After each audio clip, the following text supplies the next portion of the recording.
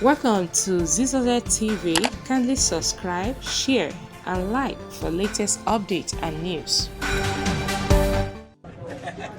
Today na today, èní lè ní jẹ́ èní so fẹ́ sọ pé ó mọ̀ ó dá mọ̀ August 7 is all about Ọba Orin King Saheed Osupa. Happy birthday to you, Baba. Long life and prosperity. Ìgbà ọdún báyìí ọdún kan ni ẹ máa ṣe 100, ẹ máa ṣe 200, ẹ ṣe 300, ẹ ṣe 400, 500, 600, ẹ máa ṣe 500 years.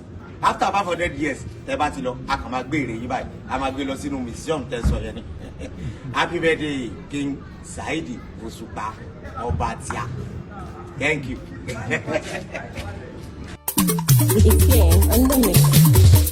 Mashallah, ọmọlẹ̀ ẹ̀kọ́rin ọpẹ́ mọ́lọ́jọ́ bí ẹ̀mí àṣọpọ̀ ọdún láyé o.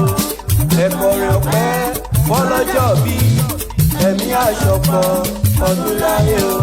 Alhaji Saheed Osupa Ọba Orin gbogbo 7 of August lọ́jọ́ ìbí ẹ̀ la ṣe kọrin ọpẹ́ fún kábíyèsí ẹ̀mí ẹ̀ kó ṣọ̀pọ̀ ọdún láyé o. Mashallah, Olúwa ló jẹ́ ìrìn àjò rẹ̀ kò yẹ kó dọ̀rọ̀ nìkan kan tẹ̀dá sọ nínú ìbànújẹ́ bó ṣe léwu kí ọ̀nà yẹn kó ní gárígádá ó ti padà dé ibùdó ayọ̀ pẹ̀lú kan ṣèbí lọ́jọ́ kan ọkùnrin kan ní òwòlé kọ ìyàwó ẹ lọ ìgbà tó yàwó lòún dọ̀wọ́ kẹ̀rẹ̀kẹ̀rẹ̀ lọ́mọ máa ń dàgbà o kẹ̀rẹ̀kẹ̀rẹ̀ lọ́mọ máa ń dàgbà o Osupa ló ń sọjọ́ yìí ìyá dúpẹ́ jàǹdà ṣèbí lọ́jọ́ kan ọkùnrin kan ní ìwọlé kọ ìyàwó ẹ lọ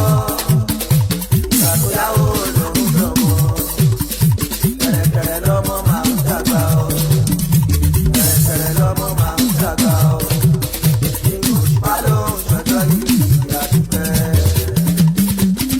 Ta ló ń sọjọ́ yìí lè ọba orin ni aṣíwájú rere ọba orin ni ṣẹbẹ tí ẹ ti mọ̀ mí ọba orin ni Oríyọ̀mí Ẹlẹ́jìrẹ́ ọba orin ni àṣeyọrí Olúfimọ ọba orin ni èmi àtọmọ ìmọ́lẹ̀ ọba orin ni pẹ̀lú Ṣọ̀nkẹ́ báyìí ọba orin ni BM studio láwáyé ọba orin ni àti DJ Bob Daddy ọba orin ni. Come look up, Ṣọ̀nkẹ́ báyìí. Let us celebrate. It's time to jubilate. To celebrate. Oh yeah, Buddha. Akọ̀wédé rẹ̀ Buddha. Oh yeah, Buddha. Olúfimọ ló ní ẹ̀ Buddha. Oh yeah, Buddha. Akọ̀wédé rẹ̀ Buddha. Oh yeah, Buddha. Olúfimọ ló ní ẹ̀ Buddha. Ìgbọ́dún ọdún kan mà ní fọ́lọ́jọ́ bí o. Ìgbọ́dún ọdún kan mà ní fún king of music. Ìgbọ́dún ọdún kan, ìgbọ́dún ọdún kan, ìgbọ́dún ọdún kan mà ní fọ́lọ́jọ́ bí o. Ìgbọ́dún ọdún kan mà ní fún king of music. Every August 7 la máa ń ṣe àjọ̀dún. Sọ́jọ́ bí o, King Saheed Osupa, ẹ̀mí tó gbọ́dún èyí àkúsà àmọ́dún. Nínú owó pẹ̀lú ọmọ ò pẹ̀lú ìjẹra. Ìgbọ́dún ọdún kan mà ní fọ́lọ́jọ́ bí o. Ìgbọ́dún ọdún kan mà ní fún king of music. Gbajúgbajà eléré ní ti +1 ta ni mò ń sọ ọmọ tí wọ́n bí tilẹ̀ mí títí tí gbogbo ayé gan mọ̀ wípé ọmọ kan wọlé ayé ta ni mò ń wí àní tá a bá kórè akọni a máa fi dàhálẹ̀ gàràgà alágbẹ̀dẹ orin akọrin tó orin rọ both and not tó tú orin tó tún dé King Dr. Saheed Osupa Olúfimọ má tàgbà mọ́lẹ̀ wá.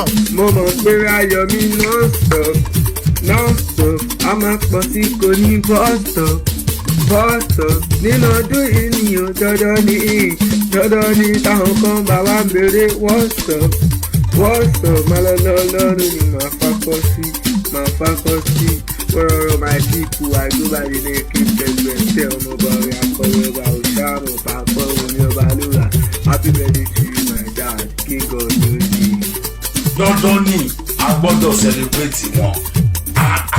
Agbawo King Saheed Osupa, my brother, my daddy, I wish you long life and prosperity. Ìgbà ọdún kan ni. Ó bẹ̀. Tí irú eléyìí ò bá bú yọ, Afara Tinikuloni. I love the life for you, King Dr. Saheed Osupa. Happy birthday to you. You love all your fans, while all your fans also love you too.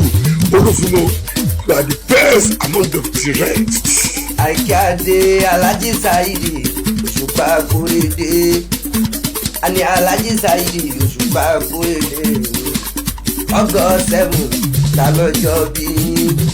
Ó pẹ́ lọ́hùn olùdùnnú ayé. Olè bẹ̀bí máa ṣe, olè máa fi ṣe. Láyé aláwùrà bí o, ẹ ò nílò ìsẹ́yìn rí mọ́.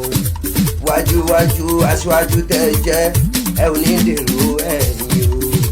Òṣùpá Saheed Òṣùpá ọmọ ńlá alọ́gọ́ 7 kẹwàá pẹ́ láyé ó pẹ́ lọ́mọ pẹ̀lú àlàáfíà yàrá oníkẹ́bí ṣe àyíkíwá sí òní òkè yìí kí Adékúnlé Mr. Container ló ń kí yìí inú yìí á bẹ̀rẹ̀ fún ọlá sátúrò ìrìnàjò. Àyìnlá mo wá bá ẹ dúpẹ́ Akóredé máa ń létọ́ mo wá bá ẹ dúpẹ́ mo wá bá ẹ dúpẹ́ òun fọ́jọ́ bí ẹ mo wá bá ẹ dúpẹ́ mo wá bá ẹ dúpẹ́ mo wá bá ẹ dúpẹ́ Akóredé ní Àyìnlá Saheed ní ìgbìjáde mo wá bá ẹ dúpẹ́ mo wá bá ẹ dúpẹ́ òun fọ́jọ́ bí ẹ mo wá bá ẹ dúpẹ́. Ìgbádùn ìṣẹ́jú kan ní kọ́lọ̀ ṣe é fún Saheed ní Òṣùpá bàbá Fatima tàbí Àjọkẹ́ Cinderella nínú ọ̀fùjì mi rè torí kọ́ọ̀rin mo tún bàbá sí pé mo wá bá ẹ dúpẹ́ mo wá bá ẹ dúpẹ́ mo wá bá ẹ dúpẹ́ mo wá bá ẹ dúpẹ́ ò fọ́jọ́ bí ẹ mo wá bá ẹ dúpẹ́. August 7 òun lọ́jọ́ bí aláyé ọdọọdún la máa ń kí a máa ń sẹ́ni ìwé tiẹ̀ ìgbà tí celebration tiwa ìwé ẹ̀ka ní vibration ẹ wá mọ̀ pé Òṣùpá Saheed ìbá ń bẹ láyé ó yẹ ká máa yí big daddy mo kí ẹ dọ́gba òun ẹ̀ tó jẹ tantalizer bàbá àdúgbò. Wow! Lẹ́yìn tí gbogbo eléré orí ìtàgé àti gbogbo olórin àgbáyé tí wọ́n ti kí King Dr. Saheed Òṣùpá fún ti ọjọ́ ìbí wọn èmi bá ní studio èmi náà gbọdọ̀ gbẹ́yìn èmi náà mo wá kí ọba orin wípé ẹ̀kú ọjọ́ ìbí àṣírí ṣàmùfún eré òkú.